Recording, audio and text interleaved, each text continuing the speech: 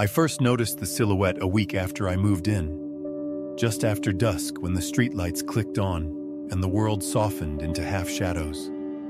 From my living room window, I saw her, my own form, slender and still, pacing in perfect sync across the empty expanse of my neighbor's lawn. The house had stood vacant for years, its windows boarded, its gardens overgrown, and every evening I watched the black shape drift behind those makeshift shutters as if someone had slipped inside and taken up residence in my reflection.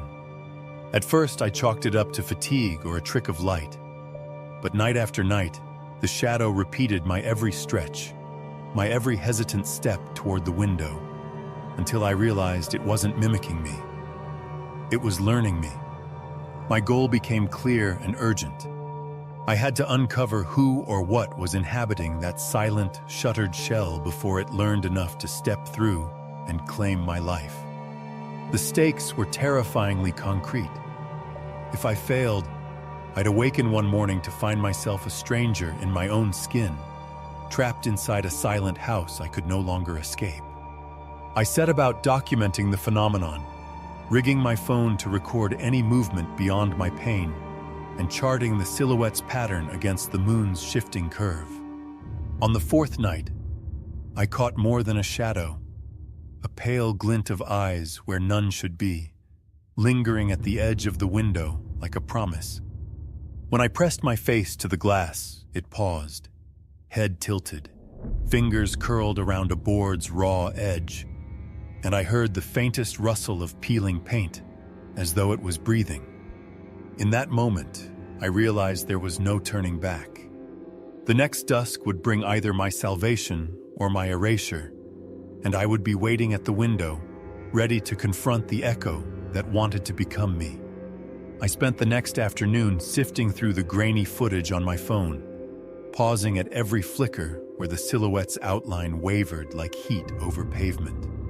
It moved methodically, stepping into view only when I traced the edge of my body's reflection, then pausing to tilt its head as if studying me. My goal sharpened.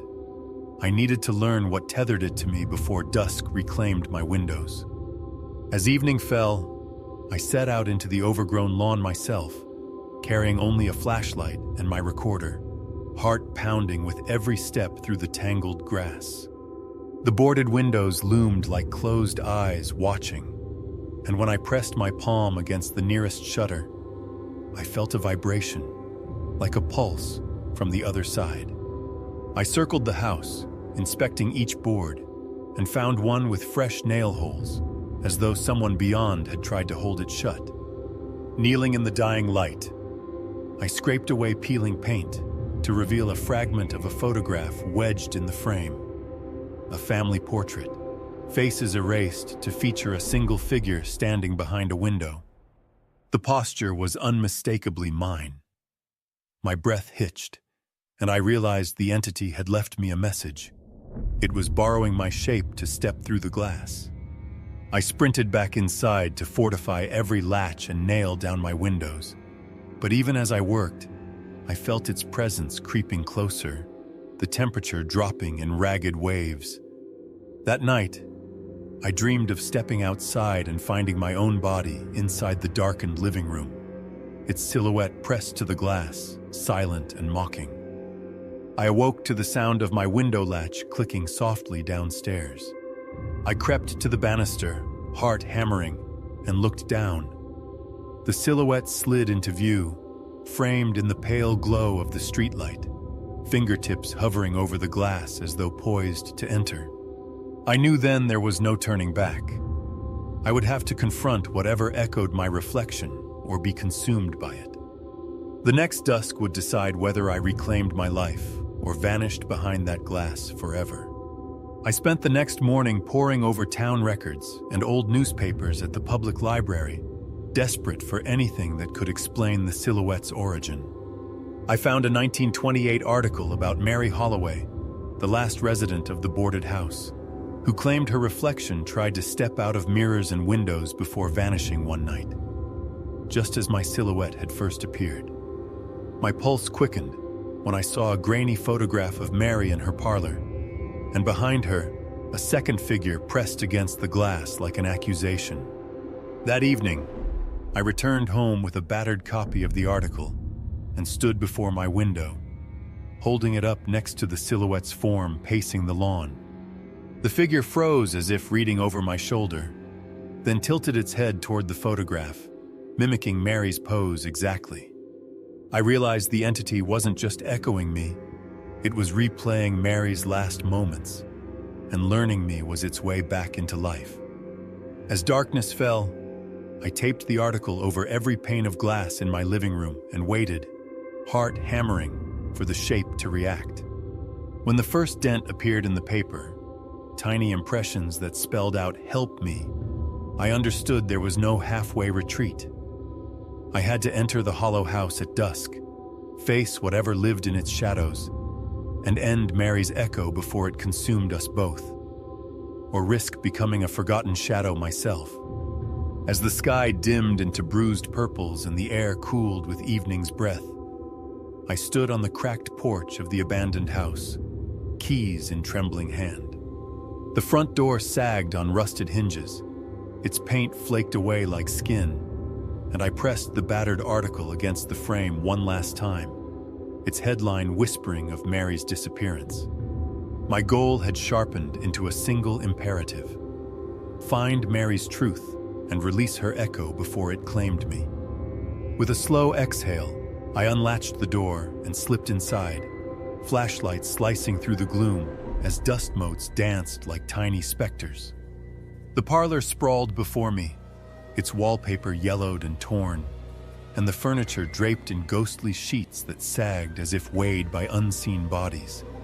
I lifted a corner of fabric from a chaise and found a tarnished music box nestled beneath, its key turned but silent.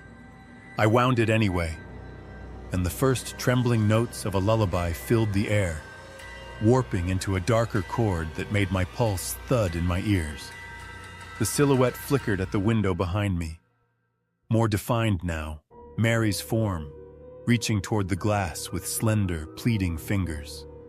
I edged around the chaise to a tall mirror propped against the far wall, its frame carved with ivy motifs that echoed the overgrown vines outside.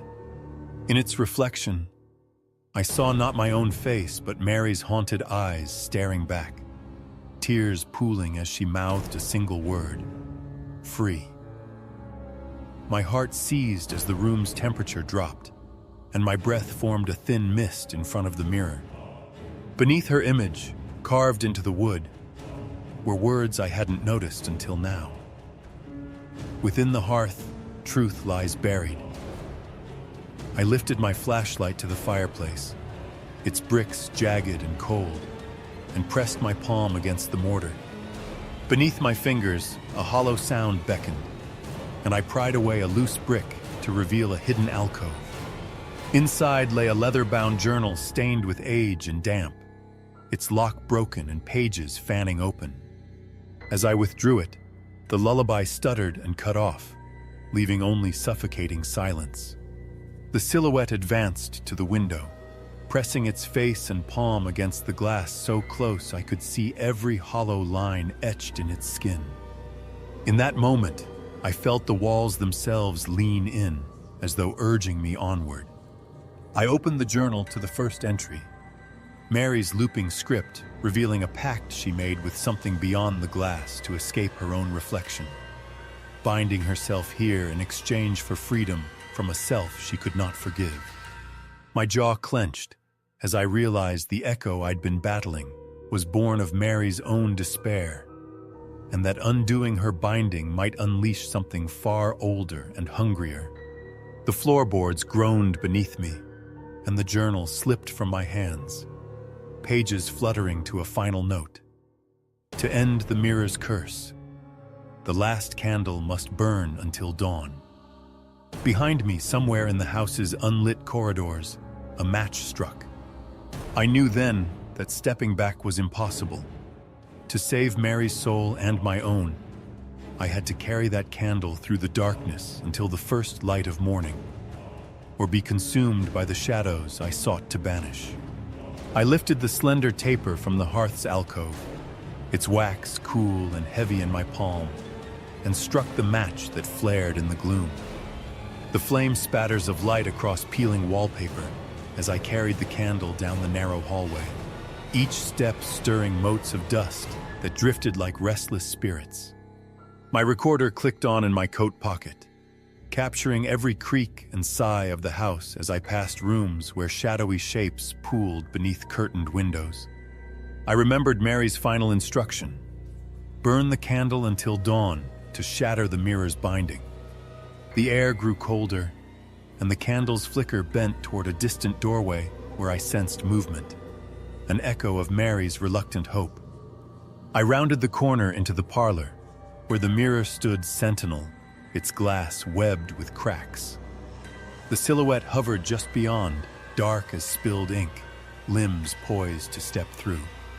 I raised the candle, and it sputtered, its wick bowing as though swallowing the last of its strength.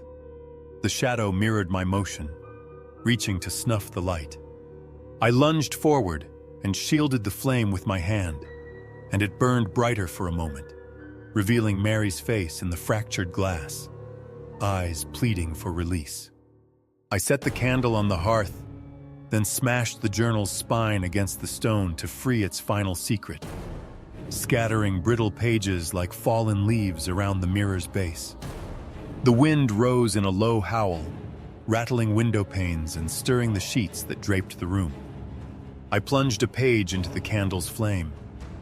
Mary's confession scorched away in a curl of embers, and I heard a long, keening sigh echo behind me. The silhouette recoiled as if stabbed by light, then lunged at the hearth, its form blurring at the edges.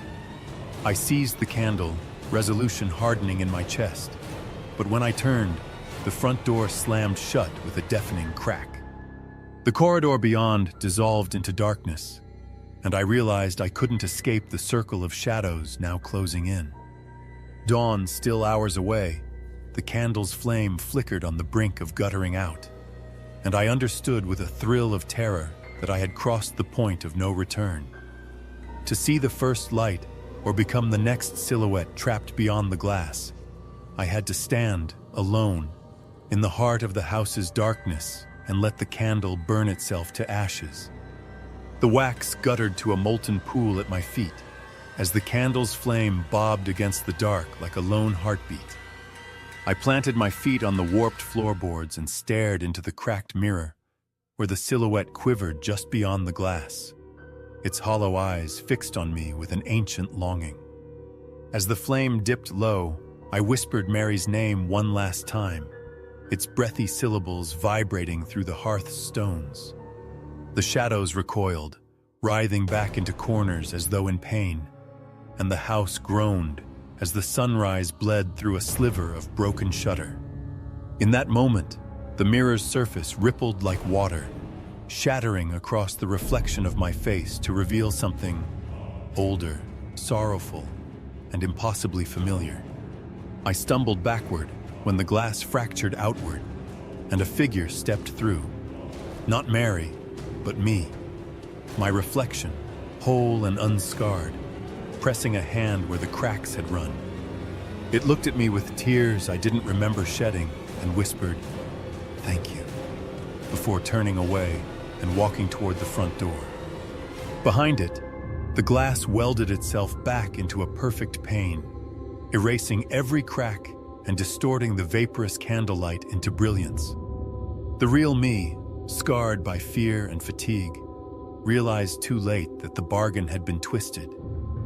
I had burned away Mary's echo, but in doing so I had become her replacement, bound to inhabit the shell of her shadow until another voice called my name.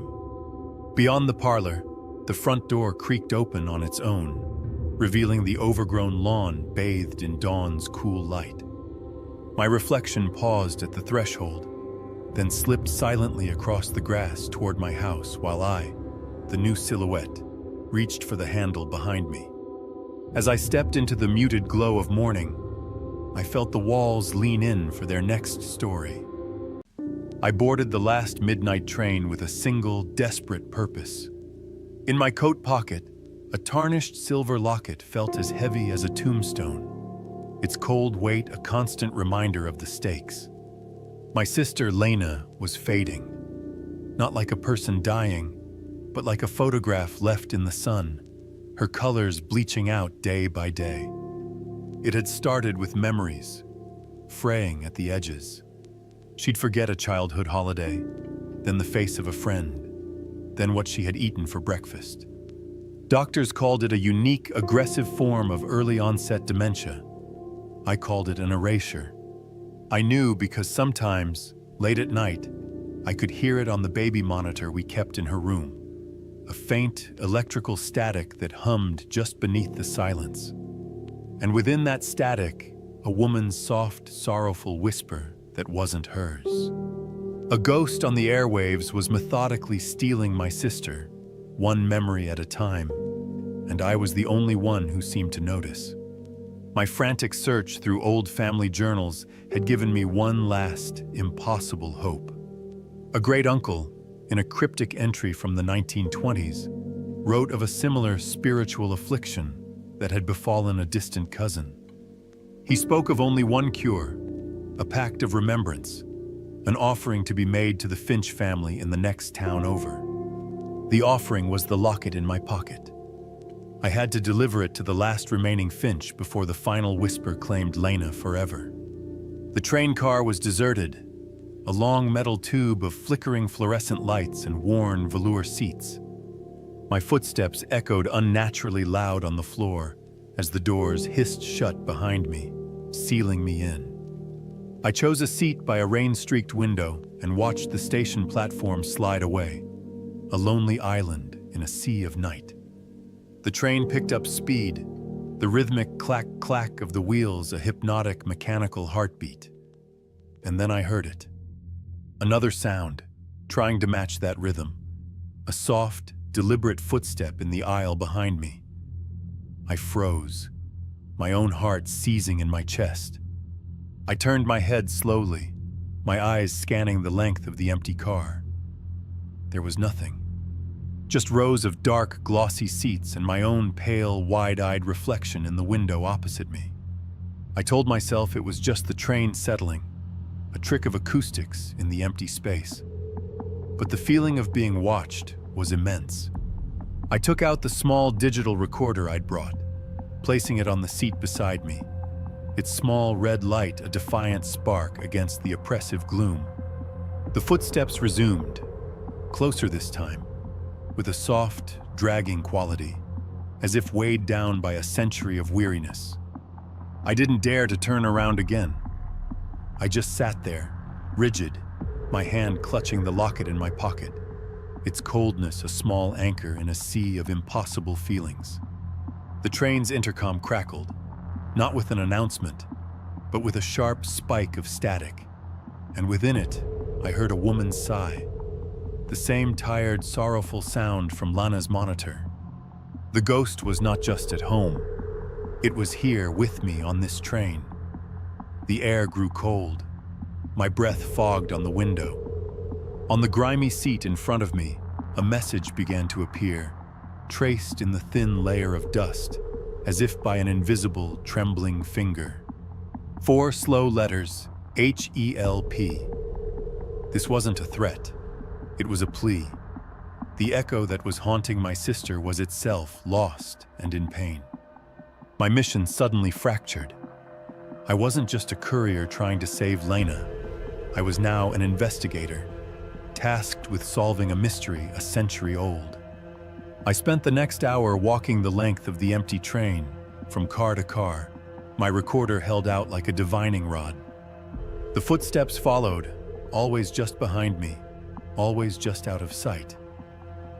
In the last car, I found it. Tucked deep into the vinyl of a torn seat cushion was a folded envelope, yellowed and brittle with age. The handwriting was a shaky, elegant cursive. The letter was addressed to a Mr. Alastair Finch, the name from my great-uncle's journal. My blood ran cold. With trembling fingers, I read the letter. It was from a woman named Maria Finch, dated 1926. It was a love letter, full of hope, written to her brother.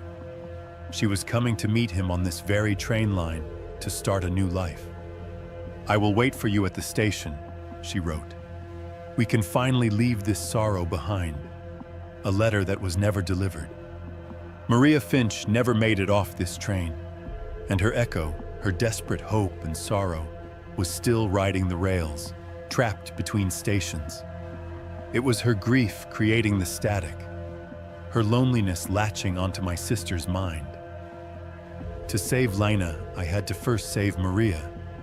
I now held two keys in my hands, the locket to appease the living, and Maria's unsent letter to give peace to the dead. The train's brakes hissed as we pulled into the next station, its lights cutting through the thick fog. The intercom crackled one last time, and a single clear whisper filled the car, a name I now understood: Alistair. The doors slid open, revealing a deserted, windswept platform and a choice. My journey had just become much more dangerous.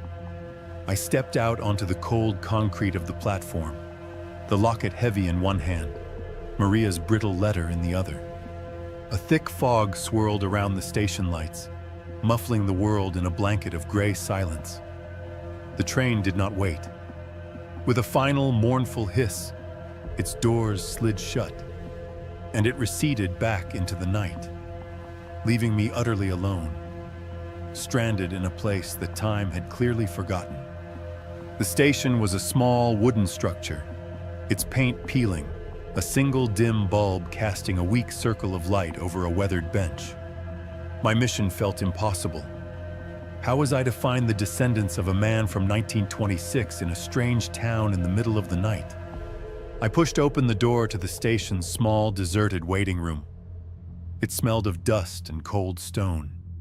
On the wall, miraculously preserved behind a pane of grimy glass, was an old town directory and map from the mid-20th century. My heart leaped. I scanned the list of names, my finger tracing down the faded print until I found it. Finch, Alistair, 14 Sycamore Lane. It was just a few blocks away. The walk through the sleeping town was surreal. The fog was so thick, it felt like I was wading through a dream. The houses were dark, their windows like closed eyes. The only sound was my own footsteps on the wet pavement and the frantic, hopeful thrumming of my own heart. For Sycamore Lane was a small, well-kept house at the end of a quiet cul-de-sac, the only one with a single warm light glowing in the front window, as if someone were still waiting up. My hand trembled as I knocked on the door.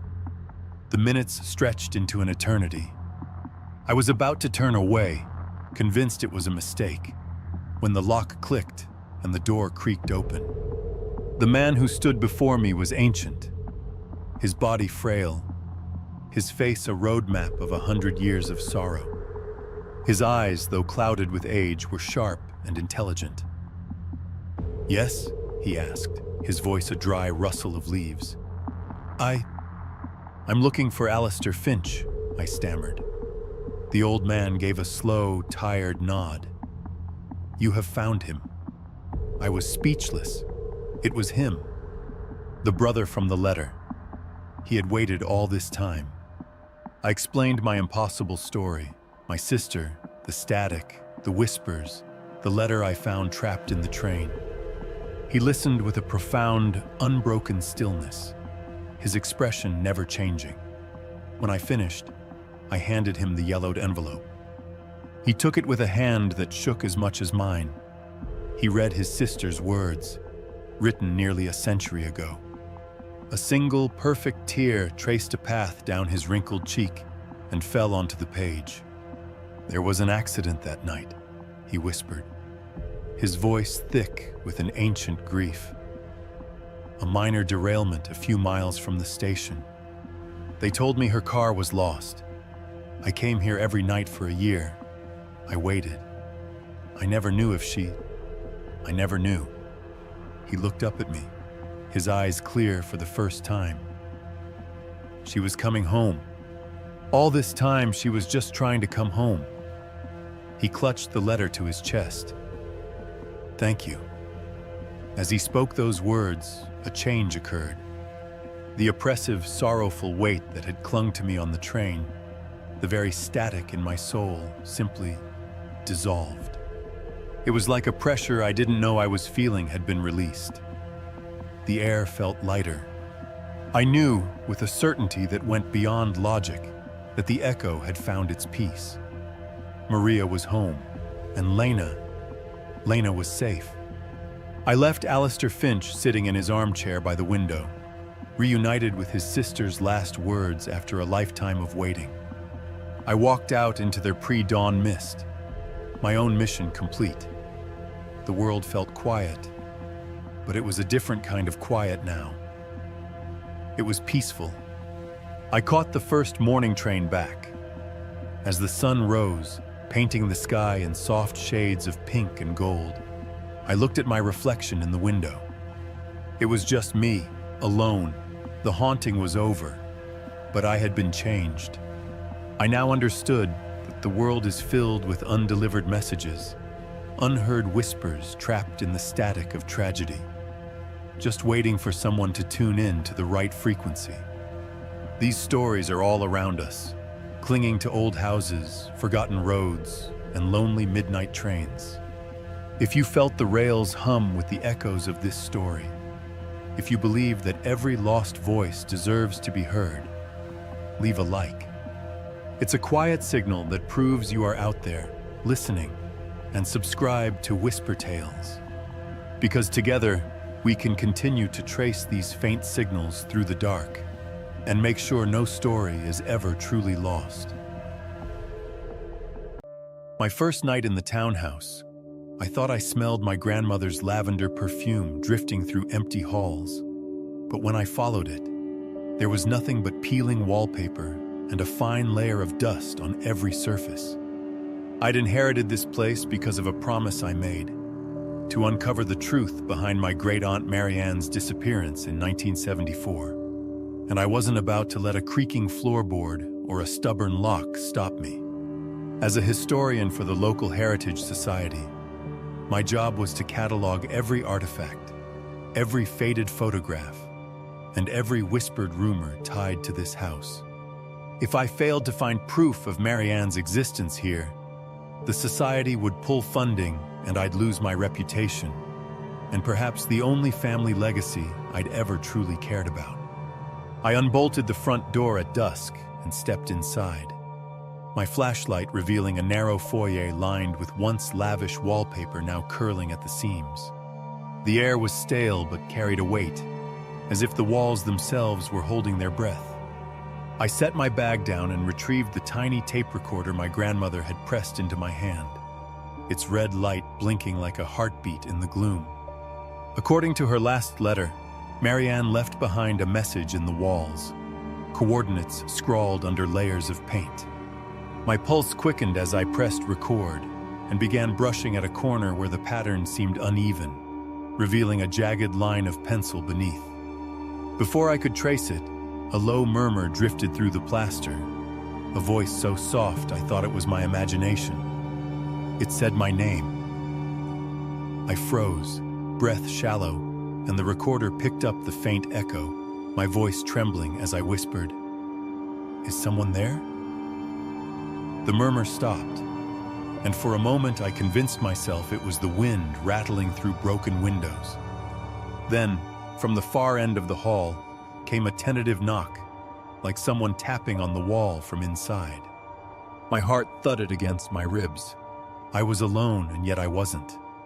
The coordinates lay beneath my fingertips, and I knew that once I followed them, I couldn't turn back. Not without the answers I was desperate to find. The next morning, I woke with a dull ache behind my eyes and the taste of dust on my tongue. But I couldn't ignore the recorder's blinking light. I pressed play and heard the same soft tapping, then a fragment of a voice whispering numbers. 3.7, 1.2. My pulse pounded as I scrolled through the pale pencil marks beneath the wallpaper. 3.7 and 1.2 coordinates that made no sense on any map I'd studied. I fetched the architectural plans I'd brought and plotted the figures against the room's dimensions, realizing they pointed to a section of floor just beyond the living room hearth. By noon, I was prying up warped floorboards, fingertips raw and shaking, until I uncovered a shallow cavity containing a tarnished metal box. The latch squealed as I opened it, revealing a tarnished locket engraved with the initials MR, Marianne's initials. Inside lay a faded photograph of two girls holding hands in this very room, but one face was scratched away.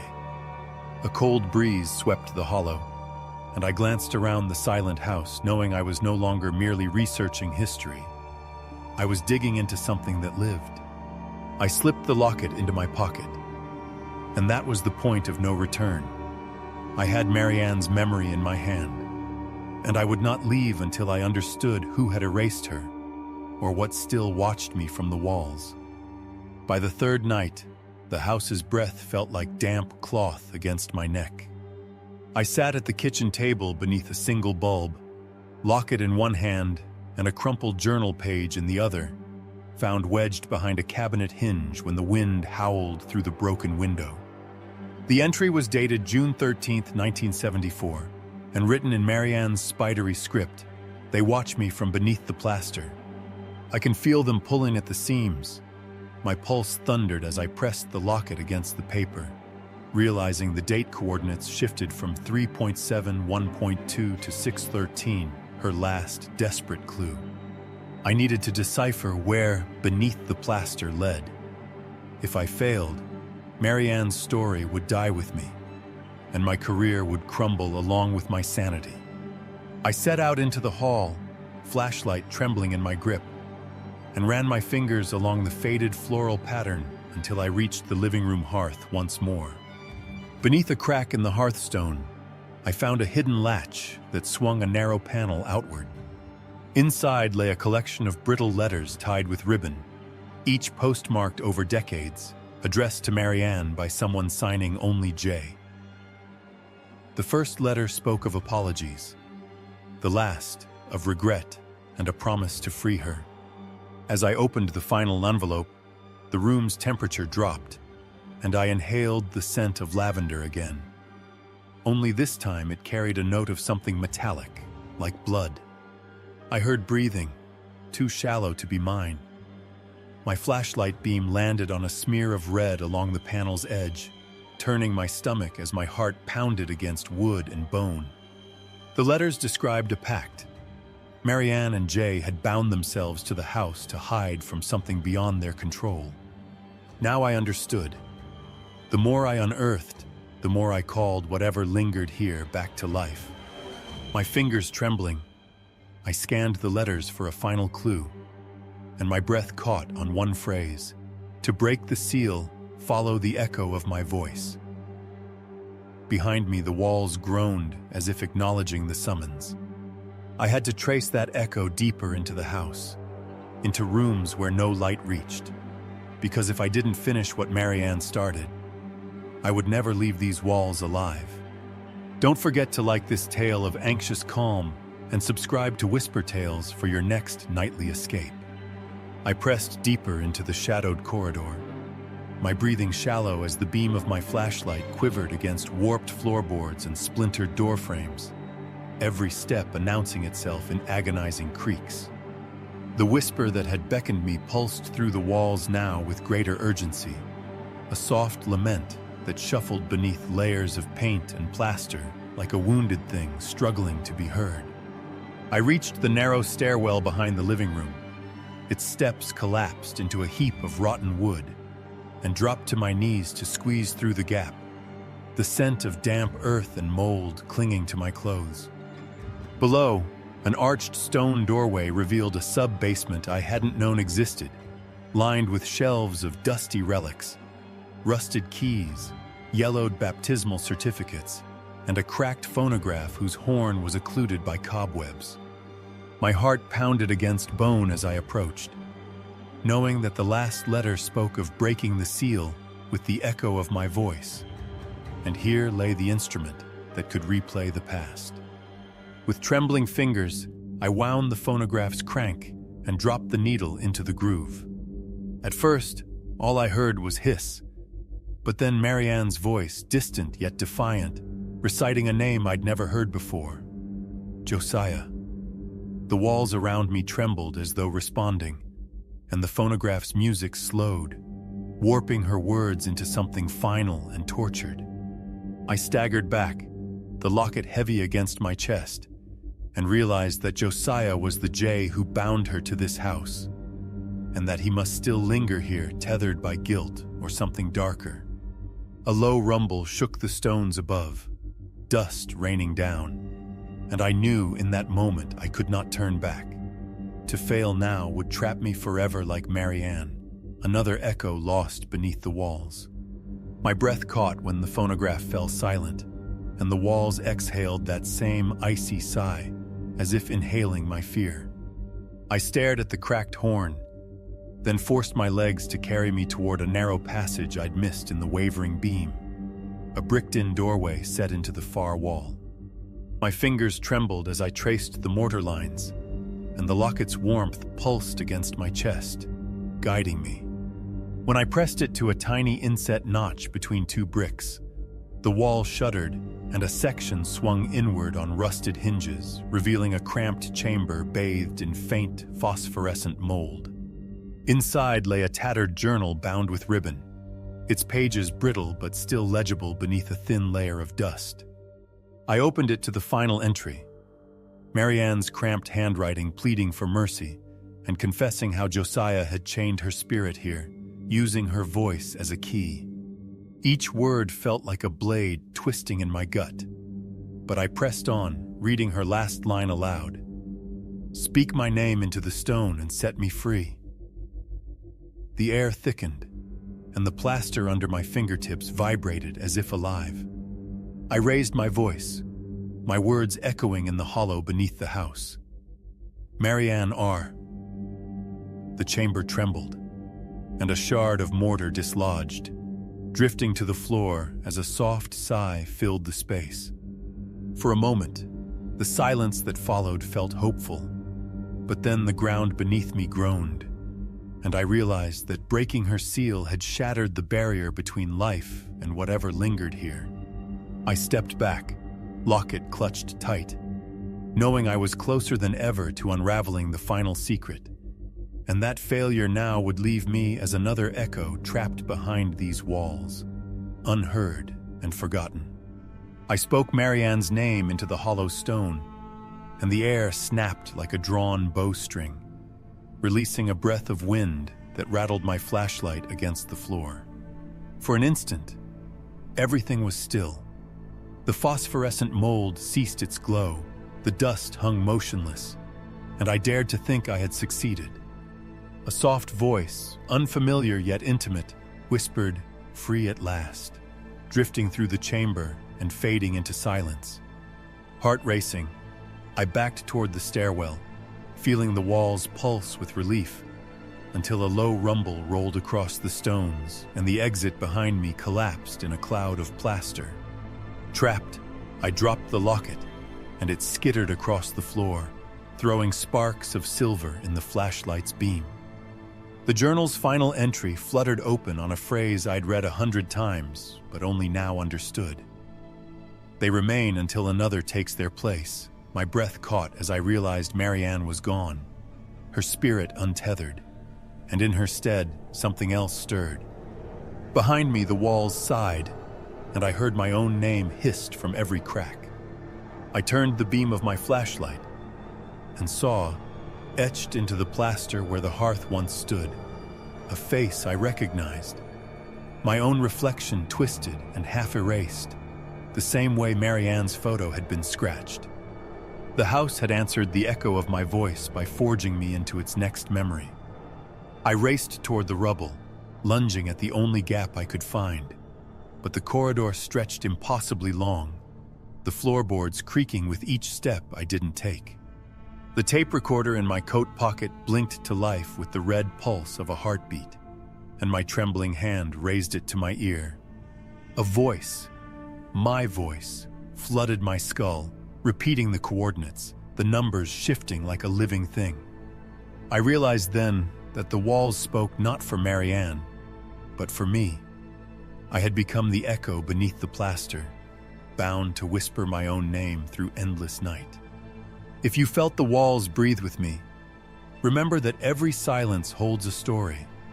Please like this tale of anxious calm and subscribe to WhisperTales for your next nightly escape.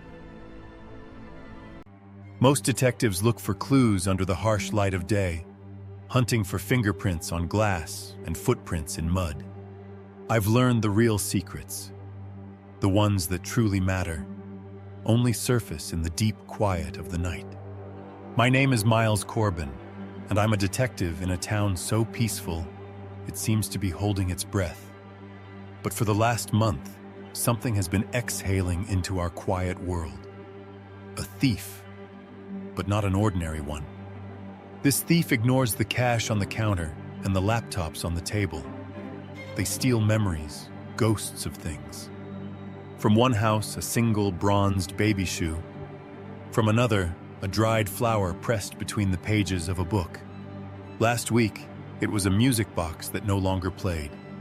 The crimes were silent, precise, and deeply strange. The local papers called him the Magpie, a collector of sentimental trinkets. There were no leads, except for one thin, circumstantial thread. Every single burglary happened next door to the same house, the house of Samuel Aris. He was a quiet man, a reclusive artist who kept to himself, and, as his neighbors loved to gossip, a chronic sleepwalker. We'd questioned him, of course. He was polite, confused, and knew nothing. He was a dead end, but I couldn't shake the feeling. The pattern was too perfect. He was at the center of this web, whether he knew it or not. So I did something unorthodox. I got a warrant for a different kind of surveillance. Not of his calls, but of his sleep. I placed a small, motion-activated camera on the bookshelf in his bedroom, aimed towards his bed. That night, I sat in my unmarked car across the street, the camera feed glowing softly on my laptop beside me. For hours, there was nothing but the gentle rise and fall of his breathing. The street was silent. The world was asleep. I was about to give up, to write it off as a waste of time. And then, at 2:17 a.m., he sat up. His movements were slow, fluid, and deeply unsettling. His eyes were open, but glassy and unfocused. He was dreaming on his feet. He didn't leave the house. Instead, he drifted silently through the rooms and out the back door into his moonlit garden. My camera couldn't see the garden well, so I watched with a pair of binoculars, my heart suddenly pounding. He began to gather things: a handful of fallen leaves, a few smooth gray stones, a piece of string from the fence post. He knelt on the damp grass, his hands moving with an unnerving precision, like a sculptor deep in his work. He arranged the leaves, balanced the stones, and wrapped the string around them. He was building something. For nearly an hour he worked, a silent, dreaming artist under the pale light of the moon. Then, just as silently as he began, he stopped. He stood up, looked at his creation for a long, blank moment, and returned to his bed. I sat in my car, the silence of the street feeling heavier than before. What had I just witnessed? I waited until the sun rose and I saw Samuel leave for his job at the local library. Then, I went to see his creation. I slipped into the backyard. There on the grass was a small, strange sculpture made of leaves, twigs, and stones. It was an intricate, abstract thing of beauty, but it meant nothing to me. I felt a pang of disappointment. My grand theory, my late-night stakeout, had yielded nothing but a pile of organized garden debris. I was about to leave when my police radio crackled to life. A call came in, another Magpie burglary overnight. The address was the house right next door. The homeowner was a frantic woman, reporting one stolen item. "It was my grandmother's," she cried over the radio. A small, antique silver locket, shaped like a heart. My blood went cold. I looked down at the sculpture on the grass. The twigs formed a perfect heart shape. The leaves were arranged like an intricate floral pattern on its surface, and in the center was a single, smooth, gray stone. It wasn't abstract. It was a perfect, haunting replica of the locket that had just been stolen. He wasn't the thief. He was the oracle. I stared at the locket made of leaves and stone, then back at my own shaking hands. This changed everything. This was no longer a simple burglary case. It was a conversation with the subconscious of the entire town. And Samuel Aris, the quiet, dreaming artist, was the unwilling telephone line. I knew I couldn't tell anyone. Who would believe me? My career would be over. But more importantly, it would put Samuel in danger. What would they do to a man who could psychically channel crime scenes in his sleep? He would become a specimen, a tool. No, this was my secret now. My investigation. My duty was to interpret the clues and to protect the oracle. I upgraded my surveillance. I installed a second, high-resolution night vision camera in his garden, hidden in a birdhouse. I needed to see his work clearly. I spent the next day feeling a strange mix of dread and electric anticipation. I was waiting for the sun to go down. I was waiting for my witness to fall asleep. The night was clear and moonless. At 2:34 a.m., the motion sensor alerted my laptop. Samuel was moving. He drifted into the garden again, his movements just as fluid and serene as before. He seemed at peace in his dreaming state. This time, he ignored the leaves and twigs. He gathered different materials from the edges of his property. A handful of rusty nails from a rotting fence post, a long black piece of thread caught on a rose bush, a sharp shard of broken bottle glass. He brought them to the center of the lawn and began to work. His fingers moved with delicate, unnerving confidence. He arranged the nails in a starburst pattern. He placed the shard of glass in the center, glinting in the camera's infrared light. He then carefully wound the black thread around the head of each nail, creating a complex, spiderweb-like pattern. The final creation was stark and beautiful in a severe, unsettling way. It looked like a broken star or a trap. He returned to his bed, leaving his strange offering on the lawn. I saved the footage and waited for the morning's inevitable call. It came at 8:15 a.m. An elderly man, a decorated war veteran, reported a break-in. The thief had taken one thing: a tarnished silver medal for valor awarded to him half a century ago. I went to the scene, my heart pounding. The veteran was heartbroken. "It wasn't worth anything," he said, his voice thick with emotion. "But it was all I had left of my boys." I returned to my office and pulled up the photo of Samuel's sculpture, a starburst of nails and a shard of glass. It looked nothing like a medal. I felt a surge of frustration. Was it just a coincidence after all? Was I seeing patterns where there were none? I sat there for an hour, staring at the two images side by side on my screen, the sculpture and the stolen medal. And then I understood. My mistake was thinking literally. Samuel wasn't replicating the object. He was replicating its story. The starburst of rusty nails wasn't the shape of the medal. It was the shrapnel from the explosion he survived. The shard of glass was the pain of his injury. And the black thread, it was the tattered ribbon the medal had once hung from. This changed the investigation completely. The thief wasn't just stealing objects. They were stealing powerful, emotional memories. The baby shoe of a firstborn child, the locket from a lost love, the medal for a sacrifice in war. This wasn't random. It was a ritual. The magpie wasn't a thief. They were a collector of something far more precious than jewels. For 2 more weeks, the pattern continued.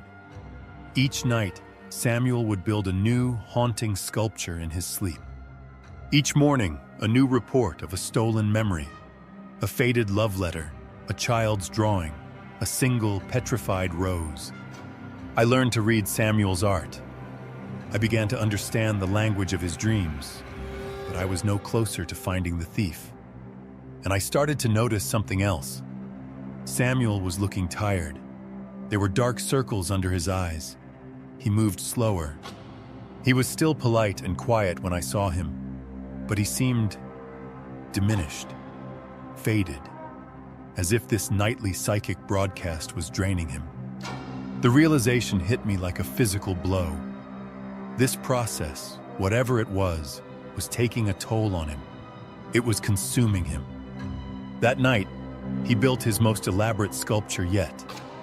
It was a beautiful, terrifying cage made of thorny branches, and inside it, he placed a single small feather. I stared at the image on my laptop, a cold dread creeping into my heart. I knew that time was running out. I had to solve this now, not just to stop the thief, but to save the sleepwalker. I stared at the image on my laptop. The cage of thorns, the single fragile feather inside. It was his most complex creation yet.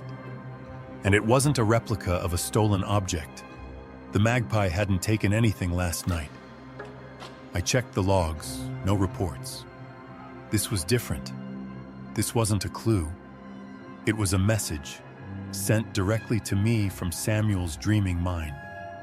The cage of thorns was his pain, the agony of this nightly process. And the feather was his soul, fragile and trapped inside. He was telling me he was in danger. I looked at the stolen items list again. A baby shoe, a locket, a medal, a rose. They were all anchors to the past, objects saturated with love, grief, and memory.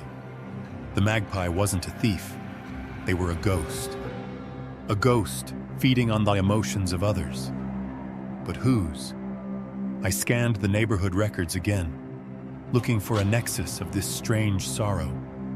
I was looking for someone defined by loss, and I found her, an elderly woman, Mrs. Gable, a retired historian. Her husband had died a year ago. She lived alone at the very edge of the neighborhood, in a house that was always quiet. I had no warrant, no proof, just a wild, impossible theory born from a sleepwalker's art. I drove to her house that afternoon. It was a beautiful, old home, but the garden was perfectly, unnaturally preserved. Nothing grew, but nothing died. She opened the door before I could knock. She was a small, frail woman with eyes that held a vast, ancient sadness. "I was wondering when you'd come, Detective," she said softly.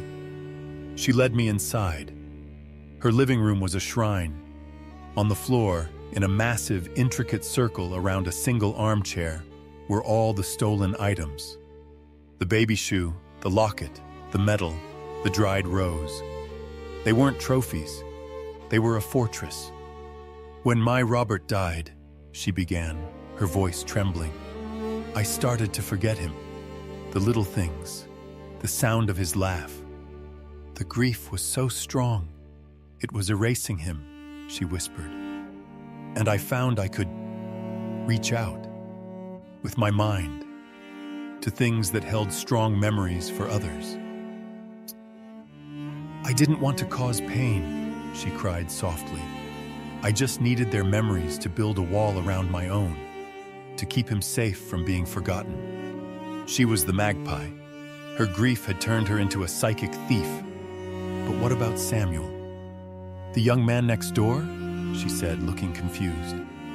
"I don't know him, but sometimes, when I reach out, I feel a mind nearby. A quiet, gentle, sleeping mind. It resonates. It seems to echo what I'm doing. I didn't know I was hurting him. I understood. Samuel wasn't a psychic. He was a psychic antenna, an innocent bystander whose sensitive mind was picking up the echoes of her grief. This wasn't a case for handcuffs. This was a tragedy born of love and loneliness. There was no monster here, just a broken heart. "You don't have to steal their memories, Mrs. Gable," I said quietly. "You just need one person to share yours with." And so that became our arrangement. I didn't arrest her. She returned every single item to its owner with an anonymous apology. And once a week, I come to this quiet house and I sit in the armchair opposite her. And she tells me stories about Robert. I listen. I bear witness. I help her keep his memory alive. And since that day, Samuel Aris has slept peacefully through the night. My job is strange. I am a detective, but the crimes I solve are of the heart, and the clues are made of sorrow. It makes you wonder. Everyone around you is a living library of stories, of joys and sorrows you can never truly know. How many of them just need someone to listen, to bear witness to their own quiet, personal history before it fades away? If you believe every story deserves a witness, leave a like. It's a quiet signal that you're out there, listening. And subscribe, so we can continue to listen to the whispers together and make sure no story is ever truly lost. Every story has an ending, but not every ending is known. I work in a library of silent conclusions. My official title is archivist, but I see myself as a priest for the quiet sacrament of regret. My domain is the archive of unsent apologies, a place where the words "I'm sorry" come to rest. The archive is a quiet, dusty place, filled with thousands of letters that were written but never sent. Each one is a small ghost, a moment of guilt or sorrow frozen in time, preserved in acid-free boxes. My job is to catalog them, to give a name to these small, silent tragedies before they are forgotten forever. Most collections arrive in small, disparate batches. But last Tuesday, a large sealed crate arrived from an estate sale. An entire life's worth of unspoken words, all from a single source. It was unusual. It felt significant. I opened the crate. It was filled with hundreds of letters, spanning nearly a century of paper and ink. I began my work, sorting them by date. That's when I noticed the pattern. The letters were from different authors. They were written on different paper, in different hands, from different decades, but they were all addressed to the same person, a woman named Eleonora Vance. My new case file had just found me. I had to know who she was. The first letter I chose to read was from the 1950s, written on thin, almost translucent airmail paper. It was from a childhood friend, apologizing for breaking Eleonora's favorite porcelain doll, a simple, childish regret. But as I read the words, a strange thing happened. I felt a faint, phantom echo of the writer's guilt. It was a cold, hollow feeling in my chest, a ghost of an emotion that wasn't my own. It vanished as soon as I put the letter down. I dismissed it as a product of my empathetic imagination. This place can play tricks on you after a while.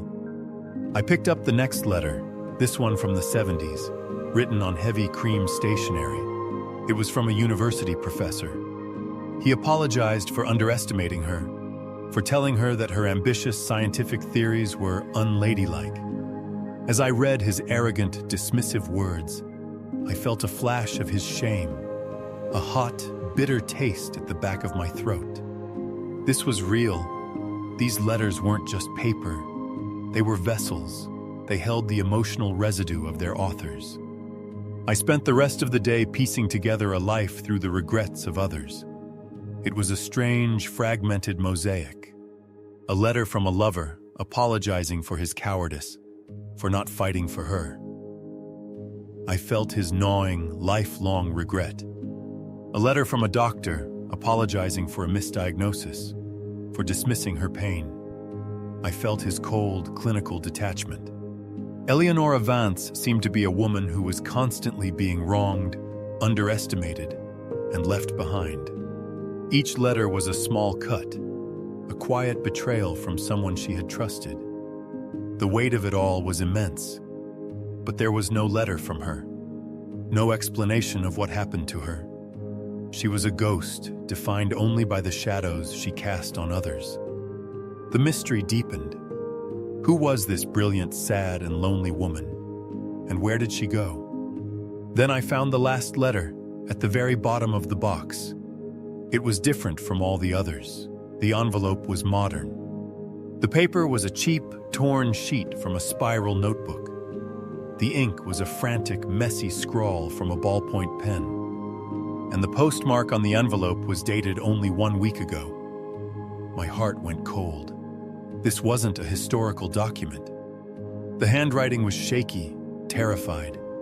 The apology within wasn't for a past transgression. It was for a future one. "Eleonora," it began, "I know you are still there. I know what you've become. Forgive me for what I have to do." The letter ended with a chilling, cryptic sentence that turned my investigation from a sad story into a terrifying one. "They say your song can only be heard at the old lighthouse.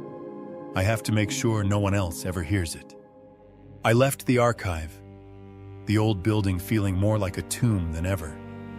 The letter felt hot in my pocket. A lighthouse. My research was frantic. I cross-referenced old maritime charts with local maps, looking for a decommissioned lighthouse. I found one, Point Argent Lighthouse. Abandoned in the 1960s, it stood on a desolate, rocky coast a few hours' drive away. The drive was a gray smear of concrete and bare trees. The sky was the color of old dishwater. As I got closer to the coast, the air grew thick with salt and a profound, familiar sadness. I knew I was on the right path. The lighthouse stood alone, a white, peeling finger pointing at the sky, a monument to forgotten warnings. I stepped out of my car, and the wind carried a sound with it. It was faint, almost imperceptible, a melody. It was a beautiful, haunting tune, a single, sorrowful voice humming a lullaby without words. Eleonora's song. It didn't feel evil. It felt impossibly lonely. It was a sound that pulled at every regret you've ever had. The door to the lighthouse was unlocked, its iron hinges groaning in protest as I pushed it open. Inside, a spiral staircase climbed up into the gloom. The humming was louder in here, echoing off the curved stone walls. I followed the sound to the top, to the lamp room, which was filled with a soft, pulsating, silvery light. An old man stood there, his back to me. He was standing before the lighthouse's massive, multifaceted crystal prism.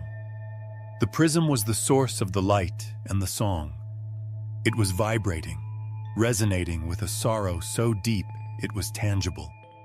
The man held a heavy hammer in his hand, his arm raised. He was the one who wrote the letter. "Don't," I said, my voice quiet but firm. He turned, his face a roadmap of grief. "You don't understand," he rasped. "I have to." He was the grandson of the professor, the one who had belittled Eleonora's ambitions decades ago. My grandfather's regret, it called me here, he explained, his voice shaking. "They all do, the letters. Eleonora didn't just die," he said, tears welling in his eyes. Her sorrow, her brilliance, her story. It was so strong, it imprinted itself here. He told me the song was a lure. It called out to others filled with regret, drawing them to the lighthouse to waste away, lost in her memory. "I have to break the prism," he cried, "to set her free, to stop her from hurting anyone else." I looked at the beautiful, sorrowful light. He was wrong. To destroy the prism would be the final, ultimate act of forgetting her. To silence her completely, it would be the last and cruelest apology. "She isn't hurting them," I said. "She's just lonely." "She doesn't need to be silenced," I continued. stepping closer. She needs to be heard. Properly. I convinced him to put down the hammer. Together we found the focal point of the resonance, a small, loose shard of the main crystal.